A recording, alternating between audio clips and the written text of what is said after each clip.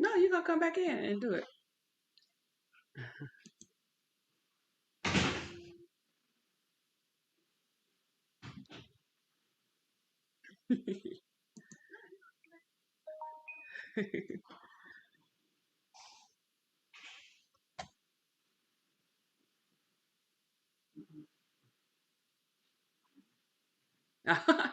All right, Danielle. Hello, this is a test. We're here just a little early. Hello, Danielle. It's 8. Hello. It's 8 o'clock your time. Oh yeah, 7 o'clock your time. 8 o'clock my time. Yes. Hello to everyone that's waiting. Hello. I can hear that. I got it. All right, you good? Yep. All right. All right. Well, I'm glad that you was able to join me this evening for our Dreamers Conference conversations. I am glad to be here. You look like you're still on your device. What you doing? You still? No, I have my phone pulled up and the computer. Yes, I'm glad to be here. All right. So I was this is the last day of the Black History Month, and I felt like this was a good time to have a conversation about where do we go from here, and with the generational wealth beginning at home. I am Leandra. I am a nurturer by design. And I would like to welcome everyone that's here to the Dreamers Conference conversation. Hey, Yay! welcome. Yeah, being here with my sister is a little funny because we could go on and chat about some of everything. So we're gonna try to keep it on topic. We're gonna try to keep it on topic, right? Yep. Right. Okay. But if you before we get started, if you have not already subscribed to the channel, we would like for you to subscribe. That way you will be in the know of what we are discussing and pretty much things that we are looking forward to moving forward in our communities and our households and families and things like that. So a lot the Dreamers Conference bring a lot of dynamics when you think about what we are trying to accomplish with just building our communities. Just to let you know, we are a faith business community. You agree, Danielle? Yep. Yeah, Yep. Definitely. yeah. So faith business to us means that we are like sometimes step out on faith instead of doing things the traditional or the what do you call it? What would you call it, Danielle? More like a The textbook, the textbook. school textbook way of doing business. Yeah. Don't always. Sometimes Yeah. So we faith overrides the textbook. yeah. Faith say that again. Faith overrides the textbook. Yeah.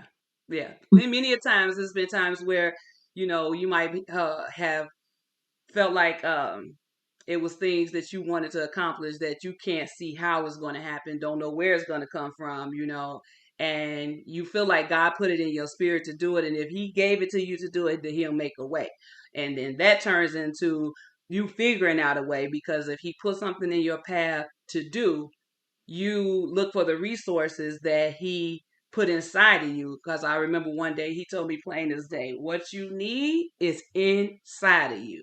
And so that means whether it's the knowledge, whether it's the resources, whether it's someone He connected you to in the past, it's it's with you. So sometimes, when you say that faith overrides the textbook,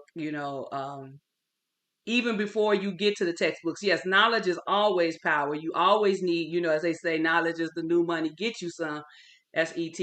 But if you before you get to that point, he'll put people in your path that help you along the way. Your intuition will help you. We say intuition, but I know for a fact that the Holy Spirit guided me a long time before I was able to get into a good, business school.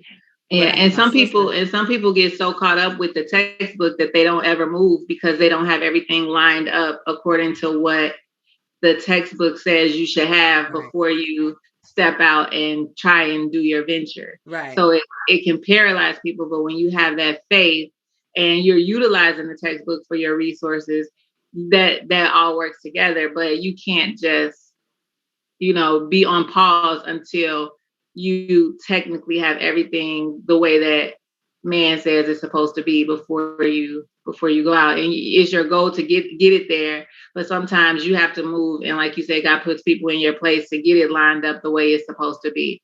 But you never meet those people because you never move, because you're always waiting for what you think man says has to be in order Right. for you to move. I agree. God has to wait for it to get in order. Right. Right. So if you're willing to learn what that order is. Right. Yeah. That's true.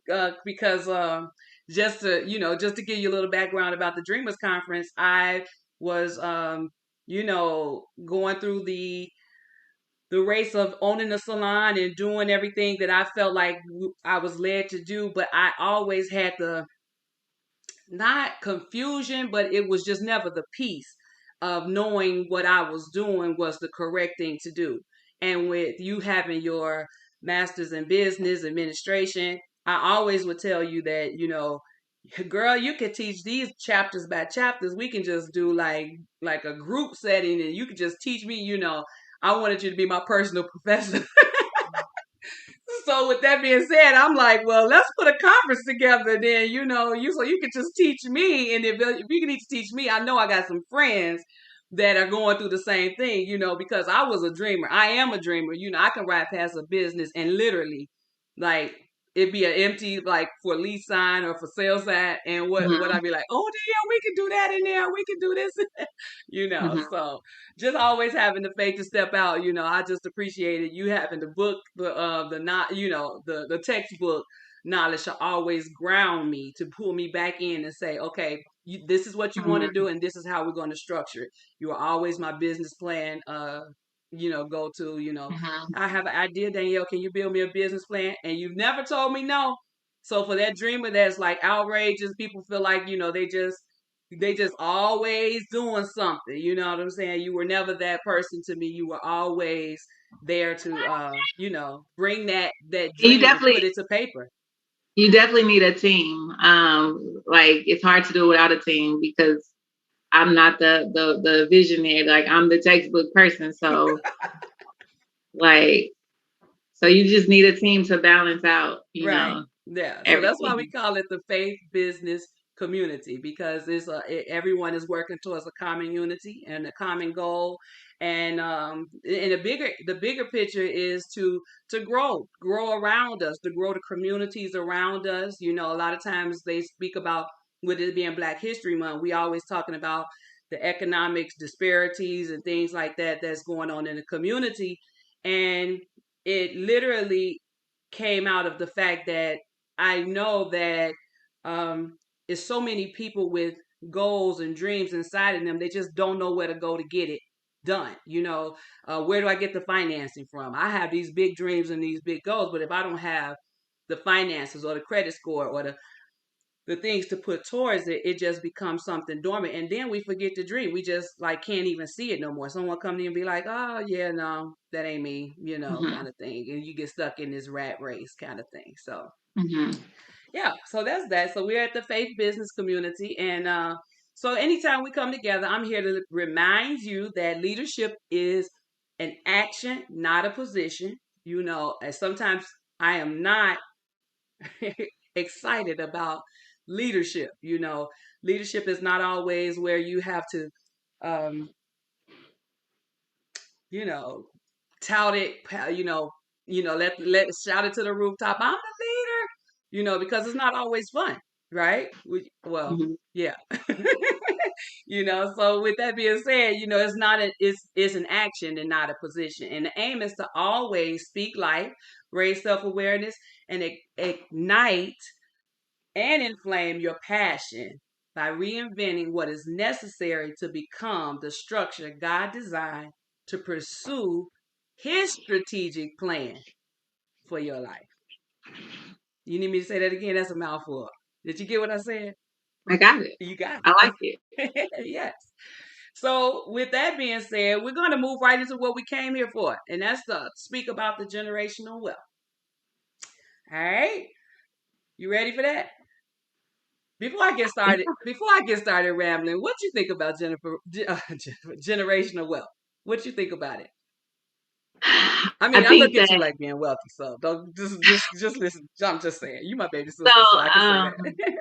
so I think that it's really important to try and establish generational wealth beyond just money, but generational wealth of just knowing down the line that your children will know how to take care of themselves and their children will know how to take care of themselves, whether it's knowing where to find resources, knowing how to find resources, knowing how to find the information that they need. Because as long as you can figure out how to find resources, then nothing is ever off limits to you. Right, And I feel like that's how you create that generational wealth, by teaching your offsprings and that next generation how to go about seeking out whatever resources that they need. I laugh all the time because as a teacher, I give a lot of open book tests and a lot of like open resources tests. And for me, I'm like, I don't want to teach you how to remember stuff, right, like just memorize stuff. If For me, if I could teach you how to go find the information that you need to be successful, then I feel like I have taught you a better skill than you just memorizing some facts and then spitting them out a week later and then forgetting them the next day. right, right. For me, teaching you how to search for what you need to know is more important than you just memorizing some random stuff for a test. That's true. So, That's true because sometimes, like, you know how you when you read scripture, you be like, I remember that it was, I remember it was in the Bible, but like, you trying to remember the scripture because that's what we was taught. You know what I'm saying? You're supposed to be able to spit it out. It says Psalms 23:1. It says, and mm-hmm. so when you find yourself not being able to spit it out, you feel less than. But I have found too that when I am able to put it in context, I'm able Mm-hmm. to go back and say, well, I know that was in Job, but that was in Esther or whatever. You know what I'm saying? You're able to put it in context. And then every time you go back to that, you're able to get more out of it. You know what I'm saying? Yep, Versus yep. just being able to spit out that one scripture that, Scripture. as they And call it, the especially, memory verse.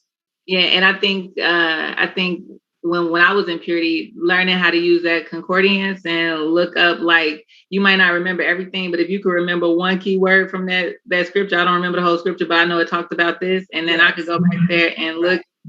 look and find it, and then also find other scriptures that talk about that same topic. Right. I think that was more important than, like you said, memorizing that one verse, because as you're looking for that one verse through all of the other references and resources, God can lead you to other stuff as well. Right. And like when they also get mad because I don't just give them one little document, like, how you do the cheat sheet. That's Yeah. so. Right. So when I googled, of course I had to Google. Google is our research friend. So it says, according to the Clever Girl Finances, it generational wealth is basically wealth that is passed down from one generation to the next. You may also hear it called family wealth or legacy wealth. If you are able to leave something behind for your children or your grandchildren, then you are contributing to the growth of generational wealth in your family. Mm-hmm. This wealth can be in the forms of real estate assets, stock market investments, or financial education, as Danielle was saying, to carry forward in the future, right? So those are the things that we commonly hear when we think about generational wealth. And do I have anything to leave my my children and their children Mm-hmm. and things like that? But I want to step out there and tell you what, like the Dreamers Conference. Well, okay, so the Dreamers Conference would like to add to their definition, and I'm gonna say preface it because I think that there's some things that needs to happen before you get to the place of what you're gonna leave somebody as far as financing, right? I know Mm-hmm. you like, here we go. So Let's see. it to me, I think it takes a mindset, to say you're gonna leave, because I've heard things like, I'm not leaving them jokers nothing, you know. Mm-hmm. Um they ain't gonna do nothing but run through my money, You got any what you done heard? Like All the same ones. I'm gonna spend it. I done saved all of this, took care of all of this, and they gonna just not value it, spend it, waste it. yeah, After yeah, I done protected it my whole life to leave to them. yeah, yeah. So So, so um like what was the other one? I said I can go on and on about the negative talk of generational wealth. mm-hmm, Being that I work hard all my life and they not going to appreciate it. All of the things that you hear that makes you think that it's crazy to leave uh a generation something. You know what I'm saying? You don't even know what that means. Most times, sometimes we think about it as just being like a life insurance or something like that. Like you mm-hmm, leave a life insurance. But I think that it starts with like empowering conversations. Like if we could just reverse the thinking of I'm not leaving them jokers nothing. Let's talk about that in a different way. mm-hmm. You know, you got anything to say on that one? Because I'm a check over No, here. I think that's good. Changing the narrative. Hmm. Yeah. So let me see. I had got excited about that because when I hear people saying that, for me myself, I find myself as a workaholic trying to make sure that I'm leaving them something, something. And I understand that sometimes you think it's about a business. I'm thinking people ask me all the time, like, which one of your daughters are going to do hair, and I'm telling them, no, they're not showing any interest in hair, but they're showing interest in compassion for people and they want to serve people and things Mm-hmm, like that. So just understanding and watching those patterns of what you've done throughout the years, what they've seen you do, how they've seen you sacrifice, those kind of things are things that is able to be passed down because no, they might not want to run a beauty shop when they get older, but if I'm expanding and doing the right things with financial literacy and things like that, those are things that will be able to, carry them through.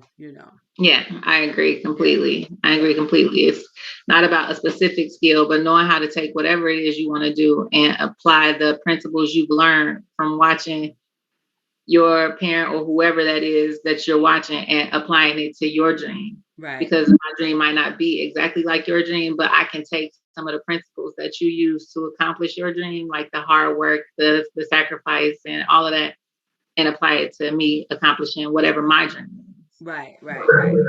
Right. So in your profession, which is your teacher, right? You're a teacher and Mm-hmm. you have your master's in business administration and your master's in educational leadership. Leadership. Mm-hmm. Yes. Okay. And So I'm going for can my you doctorate in educational leadership. and you going for your doctorate?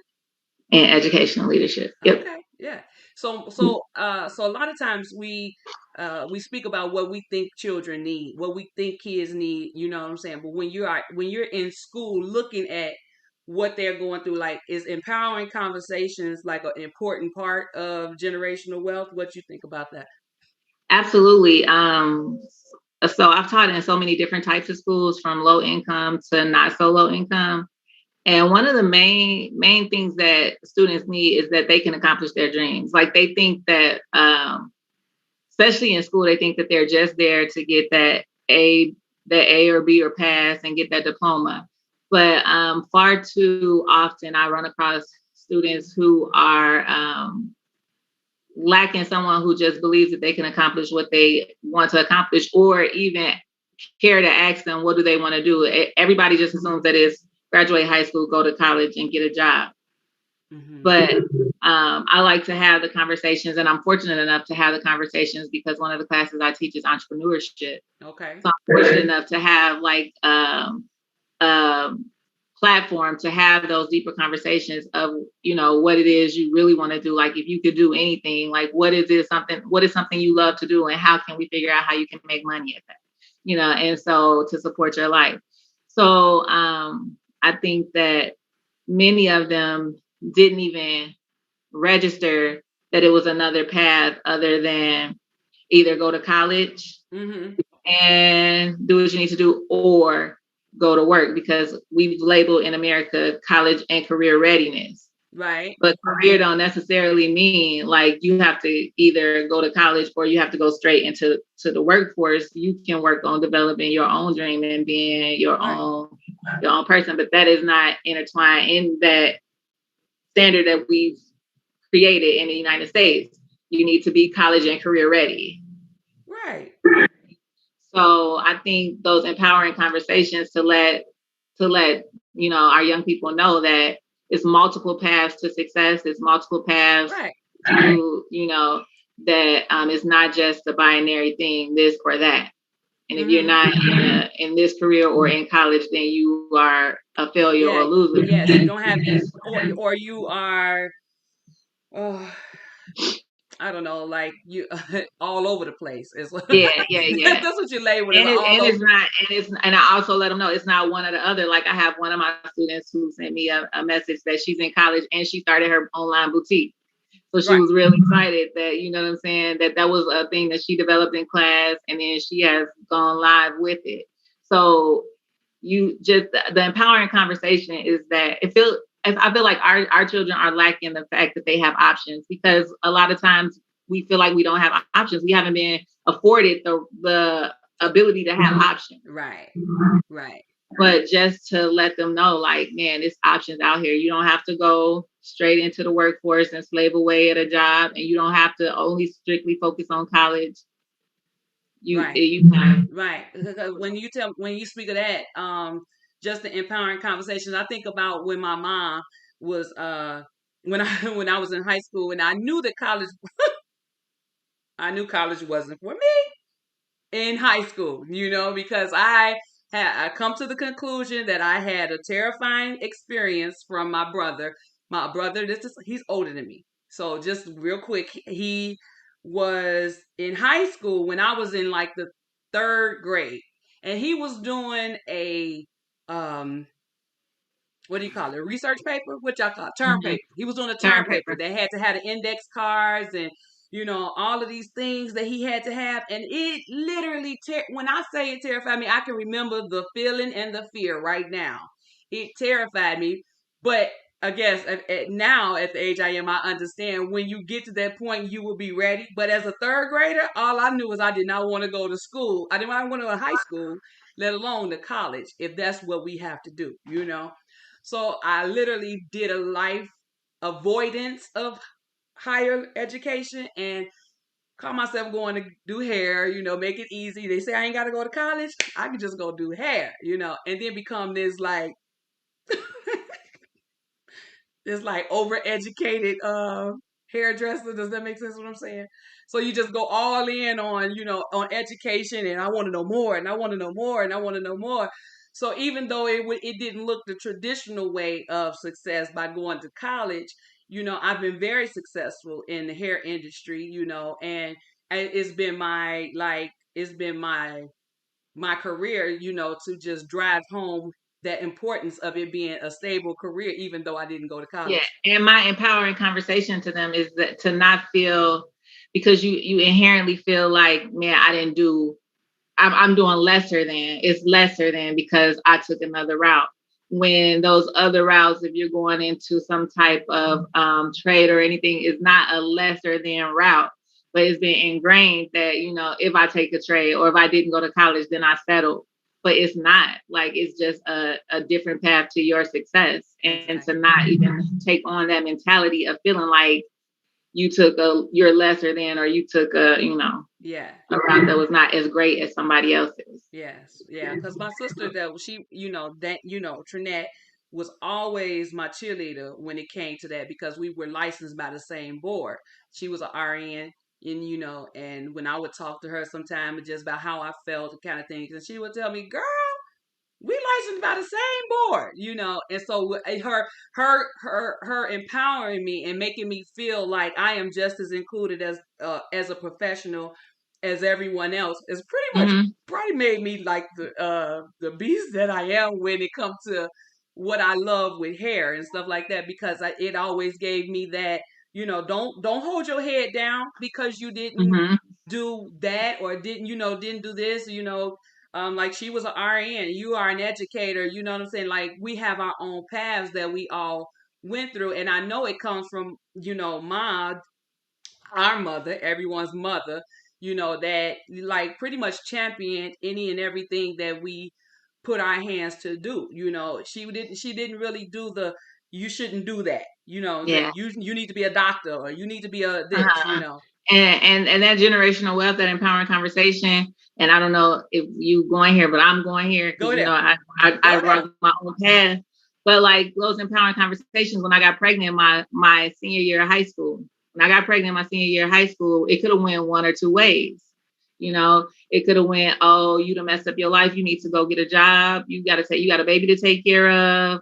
I ain't help you with that baby. I didn't make that baby. Or it could have went like your life is, you didn't ruin your life. You made it harder, but you can still accomplish whatever you want to accomplish. And she took that ladder, like continue to fill out your college applications, continue to, go Yeah. on your dreams. And then she helped me achieve that dream of going to college right after my baby. And, with all helping me find all the resources I needed and all that kind of stuff. And so those empowering conversations, like she had the power to either step on my neck and hold me back Right. or propel me forward. Right. And Right. everybody has those choices. They come across those crossroads where you can either, you know, um, hold somebody back, or you can have an empowering conversation to encourage them to move forward, Right. even in their mistakes or things that may be a hindrance, but not something that is going to totally stop them. Right.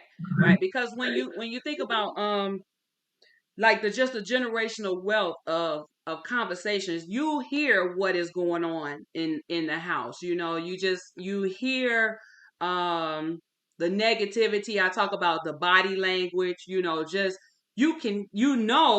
that whether mama is pleased or not pleased, or whether your idea was good or not good. You come and say you want to make so you want to quilt blank you what is it, crochet blankets or whatever, anything, and trust me, people make money off of you know knitting, if that makes sense. But if I was to come and say, I think I want to knit for a living, it's your initial like what, or okay, well, let's see how we can get these things Mm-hmm. started.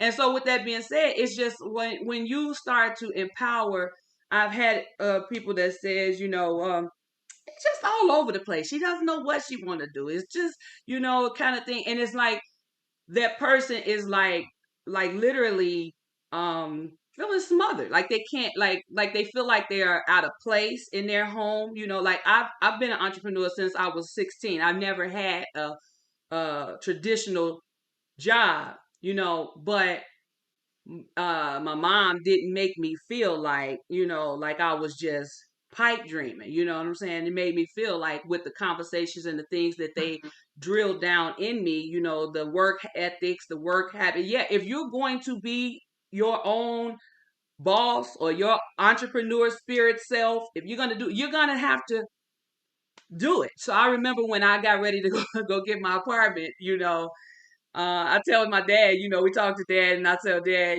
Daddy, I want to go stay in the Mansards, which is in Indiana. I want to go stay in the Mansards. And he was like, okay. At this time, I had just probably been doing hair maybe a year or two. No, maybe, yeah. So 17, 18. Oh, no, a year. So 1 year I had been professionally doing hair. And I'm working in a salon, and and I think I'm ready to go now. I'm ready to move out. And I remember him saying, because I needed a co-signer because I was young, 18 years old. And so he says he'll co-sign for me. But the first time he have to pay my rent, him and mama was going to hang in my apartment for a month, and I was going to come and keep you and Jeffrey and Andre. So I would be moving back into their house while they come and take my apartment for a month if he had to pay my rent. So what that meant was, if you don't go to work, if you don't have the work ethic that it takes to take care of yourself and sustain yourself, you Mm-hmm. know, then you're not going to be able to enjoy that apartment that month or whatever. So without him saying you can't do it, or you or you know what I'm saying, or you don't make enough to move out on your own. He let me know that you have to work hard if you're going to do your own thing. You know, you have Mm-hmm. to be self motivated. There's nobody going to get up and come get you. You're not going to get a yellow slip if you're a pink. Oh, is it yellow or pink? What color is it? A pink slip. I don't know. You're not going to get a Praise pink. the Lord. I don't know. You're not gonna get that email or that pink slip if you don't go to work. You just not gonna be able to keep your apartment. So the work ethic was told to me in a different way than a negative. You know, so I guess what I Mm-hmm. want to pull out of this conversation is just be mindful on the conversation that you're handing down from Mm-hmm. generation to Yeah, generation. and I would say that that conversation like that my mom had about her being disappointed that I made that decision for myself. But how do we? But now that it's made, let's move forward. Like Right.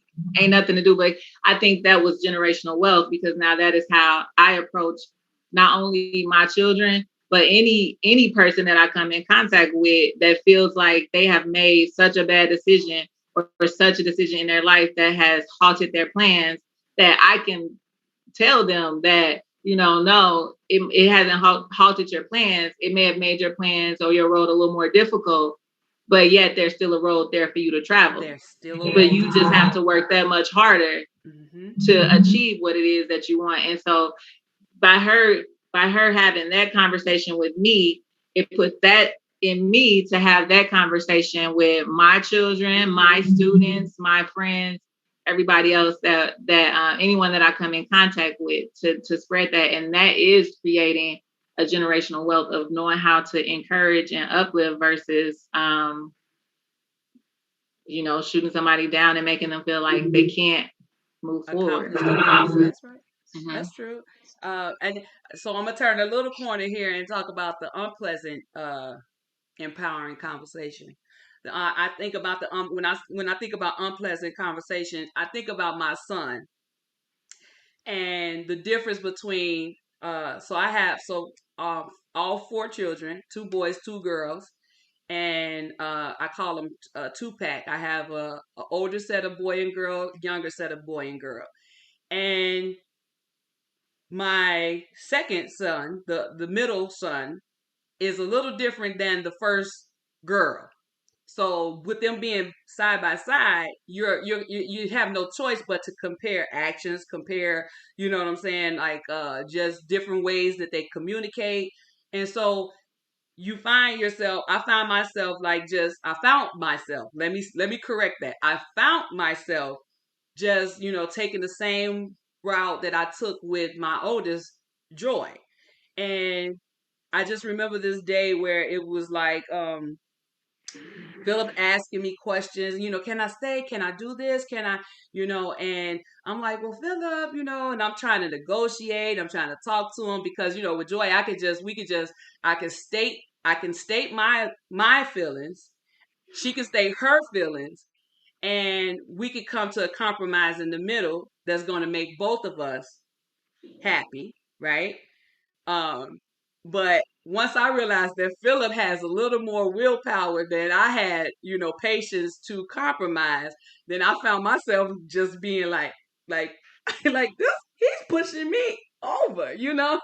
So I realized that that conversation that I was trying to have, like just to keep him on the adult conversation, not adult, but you know what I'm saying, respecting his wishes and all of those things. And I realized I'm gonna go back to the Joker. This Joker needs me to tell him what I am and what I will and will not accept. And so what I realized is that he's a different person when it comes to the empowering conversation. He needs the boundaries. He needs to be told these are the boundaries. Do not cross them. You can't give him the option to make the boundaries because his boundaries is going to overlap yours and then take it over because that's why he's a great running back. He don't see boundaries. He see a pocket. What is it, Danielle? He see a pocket and Get take the it. pocket where he can get through. He can see he see his route to getting through there. We going through that. We go. Oh, she a little soft on this side. Let me.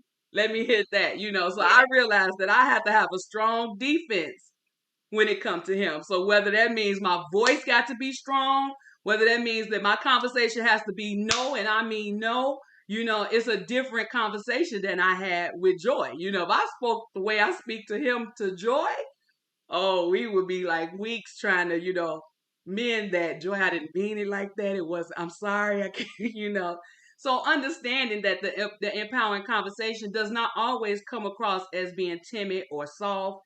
Sometimes your voice is just, you have to know your audience, right? What you say? Mm-hmm. So because Yeah, well, my audience is me, and I don't have that. Like, I rarely. So with mine, Elijah is a boundary pusher too, but I just move with him. Like, so we over here now. So like, now what's your decision now that we over here? Because this is not where we wanted to go, but we here now. So now what decision are you making?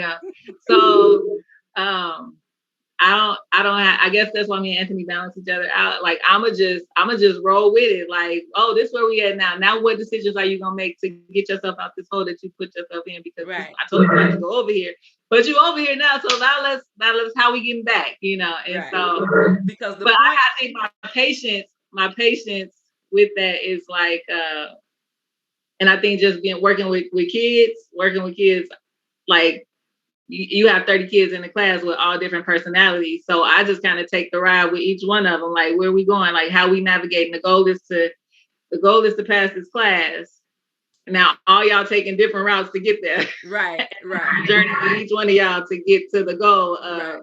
Right. That's what I was gonna say, because the end goal is to always be good. As the Yeah. parent, it's just like you're not sitting there to watch them suffer. You know what I'm saying? So even if you'd have made the decision to get yourself into something that you really can't get yourself out of, it's like that's where the conversations and the empowering conversations come in to say, you got to figure this out. You have to figure this out. I'm not here to cripple you.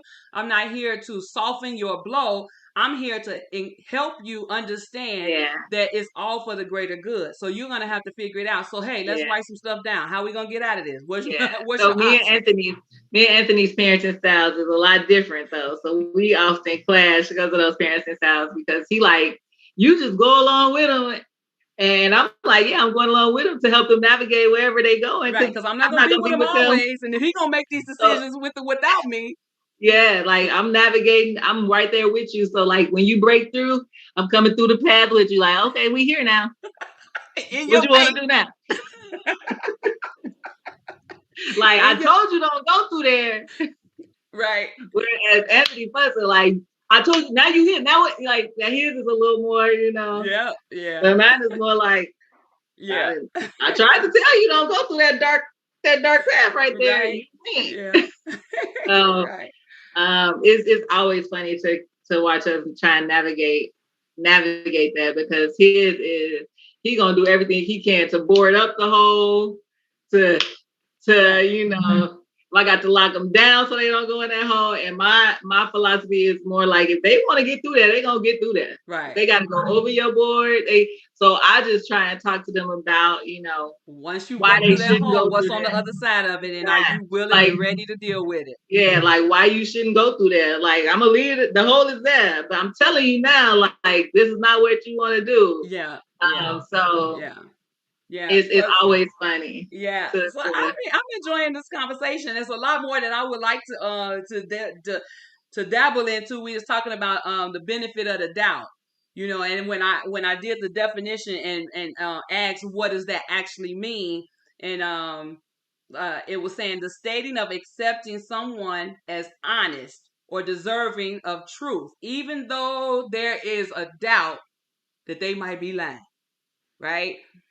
And so mm-hmm. so um I just think that and just as a quick twist on there with the Dreamers Conference is, like they might be thinking they're gonna be great one day. They're gonna, I'm gonna, rule the world. Give them the benefit of the doubt. They just might.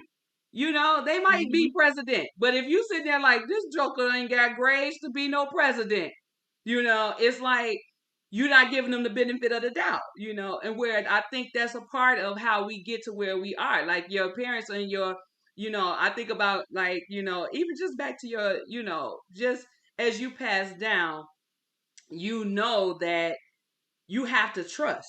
You have to trust the next generation to get you where to use the things that you've taught them and things like that. And I tell everybody that I guided. You know what I'm saying? I guided, I raised, you did not praise. I guide, raise, and praise. You know what I'm saying? So it's like you guide them where they need to go, then you raise them. You say, okay, these are, you're gonna nurture the soil, you're gonna nurture their environment, you're gonna nurture these things, you're gonna like it's just like a plant. You're gonna raise this plant is just growing, growing, growing. You know what I'm saying? You guide them to the right place, you grow them Mm-hmm. up, and then you praise them. It's like I walk to my plant, oh, you looking so good today, oh, you need a little water, kind of thing. So with that being said, it's like those things are important when you're talking about giving the next generation the benefit of the doubt. Because if we the Mm-hmm. first the older generation and you just like, oh, you just dogging them out all the time. It's like you can tell that you don't have no trust in them to come out Mm-hmm. on top. What you say? Yeah, they make it hard though to give them that benefit of the doubt because I'll be watching them come up like, oh, bruh. Yeah. But no, you definitely have to make a conscious decision Yes, that's what I'm to talking. Yeah. to give them the benefit of the doubt, because some of them you'd be looking like, but maybe on that slight chance that it might be there, you don't want to kill it. Yes, So that's right. That's so right. you definitely have to make a Yep. conscious decision, and I work on that with my kids in sports because I'm real competitive. So if they had a bad game, I do slam them. But they could have had 3 good games right before that. But I'm a harp on that bad one. So I'm still a work in progress, with my own children. Now, if it was my student, I would be like, don't even worry about it. You got the whole next game. So, but I'm real competitive, like to a fault. Mm-hmm. Like I'm super Mm-hmm. competitive. I, So, I I have so, nothing. but I I have am nothing working. to say. I have nothing to say about that.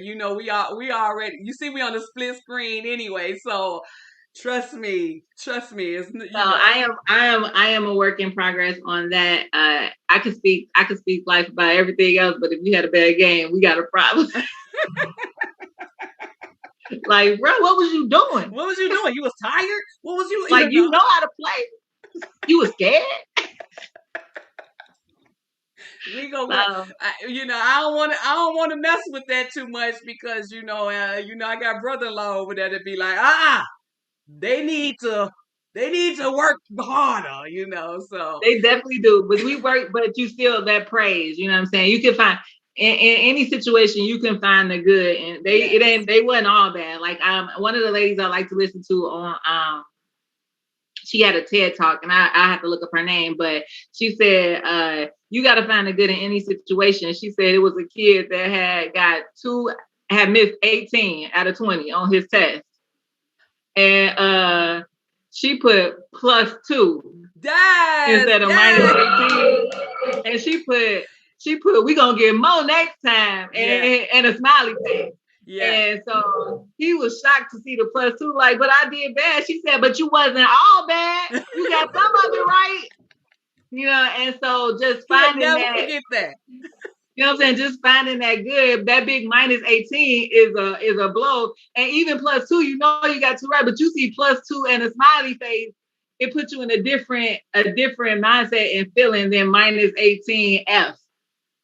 I love Like it. you weren't all bad. So I think that as Yes. people that are over God. people that have influence on people, Yep. Got them. try and Raise them find and that praise them. That's right. Yeah. find something good in it. And Yeah. so Yeah, that because you stuck got with to me. raise Like them. you Now, wasn't you all have to that. tell them about their game. You have to give them their pointers. You have to Yeah, do that. But don't leave it off at that. Don't let that be the yeah, last thing they went to bed on. You know what I'm saying? yeah. You So have to go to kneel at that bedside, be like, but you was bad though. You look good though. You want to see you know what I'm saying? You did yeah, yeah, get. yeah. You So had that's good a good defense. You thing. find something. So, like she let them know, like you need to get more. You gonna have to get more, but we gonna get more next time. We gonna work on getting more. Yeah. But be glad that you wasn't all bad. You Yeah. got some of them right. You got Yeah. some right. So So that's been a good thing. It's been a good call. I'm not sure how long, I'm into the new technology thing. I like in person kind of thing. So I don't want to get cut off and don't know when I got cut off. So what I'm gonna do, we're gonna wrap it up because we can keep going. And we have more that we wanted to speak about. We have a Martin Luther King. What is you have the Okay, open so letter. just real quick. So I don't know. I don't know. Maybe it's when I got my locks or whatever, but I feel like I have learned just so much more. And I feel like the version of Martin Luther King that they gave us was the version that they wanted us to have. And I kind of had like this, like, man, he was kind of soft. Like, and I love Martin Luther King. He did a lot. But I feel like they gave us that watered down version of him because that is the version of him that they wanted us to know. But I read his letter that he wrote when he was in the Birmingham jail, which they don't publicize that. They publicize the I Have a Dream speech that they had him rewrite because they didn't like what was in it. They don't tell us that either. But his letter that he wrote to preachers from Birmingham when he was in jail in Birmingham, and he let them have it. And I really enjoyed reading it. And one day, we got more time, we'll talk about it. We'll talk about it. But no, I think we're good. Let's go. Tell me what was the uh just you go. You tell me what we need to know right now about what you discovered. So, what I discovered when they talk about he was the nonviolent type, Mm-hmm. uh, he utilized nonviolence to show how violent people were against people being nonviolent. So it wasn't to just be nonviolent to say we take it because we nonviolent. In his letter, he was letting them know that one thing he wrote, he says the preachers wanted him to like, they was trying to figure out why you doing all these sit-ins and marches. Shouldn't we just be talking to them? Like, isn't negotiations better? And he was like, of course negotiations are better, but they not negotiating with us. And when they do negotiate with us, they don't uphold their end of the bargain. So what he said was, he said his nonviolent direct action seeks to create such a crisis and foster such a tension that a community which has constantly refused to negotiate is forced to confront the issue. It seeks to dramatize the issue that it can no longer be ignored. My citing the creation of tension as part of the work of a nonviolent resistor may sound rather shocking, but I must confess that I am not afraid of the word tension. It says nonviolent tension is necessary for growth. So he was using that to show that with me just sitting here being nonviolent, these people are so hateful, so racist, so ignorant that they will resort to deadly force if necessary and we want to expose that to the world. So I'm gonna just sit here and be present and just be black and watch them act a fool and show the world that look, I ain't even do nothing. And they just acting a fool. But he was sitting there to show like they gonna act a fool, just wait for it. And he had to train people to sit there. Like people had to go through classes and train. And the questions was, can you sit there and take it? Can you sit there and not react? Can you sit there and let them do this? Because once you react, it's gonna change the narrative to you make you did that. I need to hear that right now in my real life. They had to train to not react because they wanted them to look as bad as possible to the world. Right. Right. And that's different than I'm just so nonviolent. Right. Just beat me. Just beat me till like, no, come on, show the people how dumb you are. And they fell for it every time. Every time. Like, y'all ready? He said he was willing to sacrifice his body to show the world how hateful these people were toward Black people. Yeah. And you have to be willing to sacrifice your body to show the world how hateful these people were, right, to the world. Right. And so when they talk about that, you just continue to take these stories and hand them down. Well, for where we are now, it hasn't changed that much. As you can see, you might have a few people that has come to, as they say, come to Jesus moments to say, okay, I used to be that way or I'm not anymore. But you still have quite a few people that still have that same type of mentality towards skin color.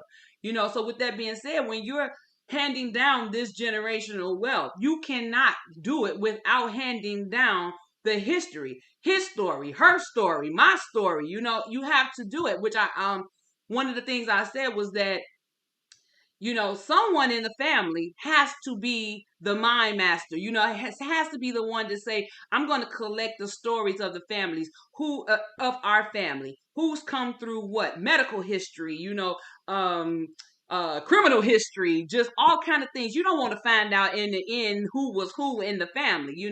So all of these things are stories, histories, and things like that you want to be the narrative of.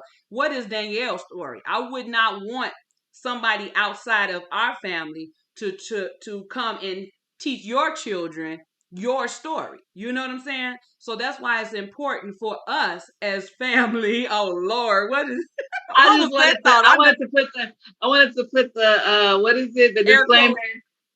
quotes. The Dreamers Conference did not say that Martin Luther King was soft. Oh, oh. Those are not the views. No, this is what it's about. I told you the hard questions around. Hard questions. That's a There's hard. That's a you don't disclaimer. think a black boy that has to come up against gang violence, racism, pay disparity, all of these things. Do you think he has the mindset to say he's going nonviolent without understanding what it took? It's Mm-hmm. definite. He's looking at Martin Luther King too, like, dude, you know what I'm saying? Stand up for yourself. You understand what I'm saying? That's how you get this whole this violent movement, because they refuse to be looked at as punks. You see what I'm Yeah. saying? But So understanding a different view, that that's not where it was.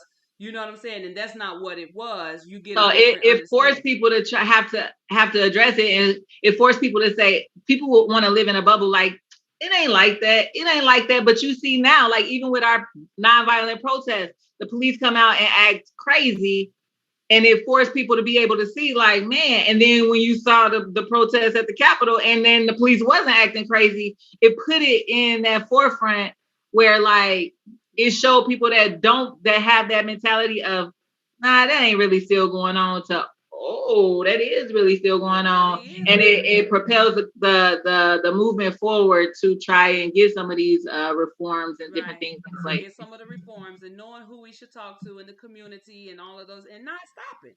And not stopping. Just not stopping, because you may never get equality to what we feel like is equal. But in some places, all we want is peace. You understand what I'm saying? Sometimes Mm-hmm.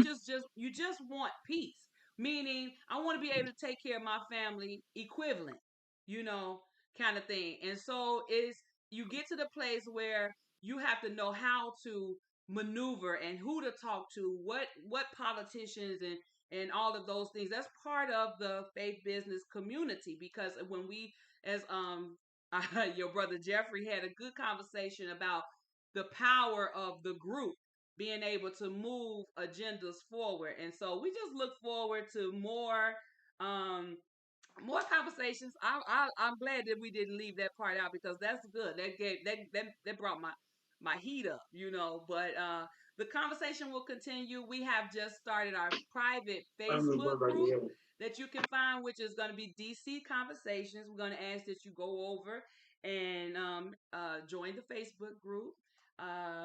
And like us on Facebook and Instagram. What you think, Danielle? Yep. Who you got over there? Who's that, Maddie? Elijah. Come here, my Elijah. I want to see you. He said he eating, and Uh, he's sweaty from he he just he went said to he's two not ready for the tryouts. camera. He said he went to two tryouts today for AAU. Okay, all right. I ain't gonna put him on. I ain't gonna put But him on live. yeah, but I definitely enjoyed the conversation and being able to discuss things, and I look forward to watching some of your other conversations with different guests and being a guest on your conversations, the Dream Yeah, I gotta have you back, because we have so much more to come. To deal and Just to put that disclaimer because I go left quick. this When my this is mind the went, I said, did I conversation say you that do on not want to live? miss. When you see Danielle Days as being the guest, you never know where that's I'm gonna like, turn. did I say that on live? Did I say that I thought he was a It's good though. It's good. I love it. I love the authenticity. Am I saying that right? I love being authentic. You know, Authenticity. I said Yeah. that's my song. I choose to be as authentic as I can be, you know. So I appreciate that. So yes, Yeah. don't forget to subscribe, follow us on Facebook, and go over and join our Facebook group live. Okay. So All this is right. everything might not work smoothly, but I am getting ready to log off, and we're gonna see how this works. Okay. All right. All righty. I'll see you later. Bye. He gave me instructions. Wait, don't hang up yet. Let me see if I can get these instructions. All right. Okay. The team.